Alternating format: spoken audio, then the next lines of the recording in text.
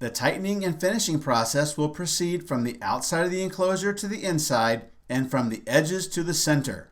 When one screw or nut is tightened, there may be an effect on another part of the cage. So it is important that tightening be gradual and gentle. Do not over-tighten screws and nuts, especially the locking nuts with nylon inserts, because loosening them is very hard to do. If at any point in the tightening process the two parts being tightened together do not line up or cannot move slightly, manipulate the panels around those parts until the connection point is correctly aligned. Step 1.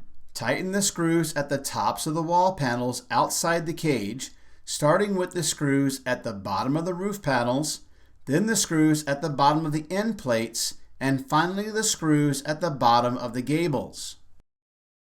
Step 2. Tighten the bolts that connect the outside of the cage to locking nuts inside the cage. One person will move inside the cage and hold the locking nuts in place with a 7/16" wrench, while the other person uses a screwdriver to tighten the screws into the nuts from outside the cage. Start with the screws at the top center of the end plates and work your way to the ends of the cage. Leave the bolts holding the angle brackets to the gables to the last. Step 3. Tighten the screws connecting the angle brackets to the gables. The person inside the enclosure will secure the locking nuts with a 7/16" wrench and simultaneously push the angle bracket up so that the edge of the roof panel is tight to the top of the gable.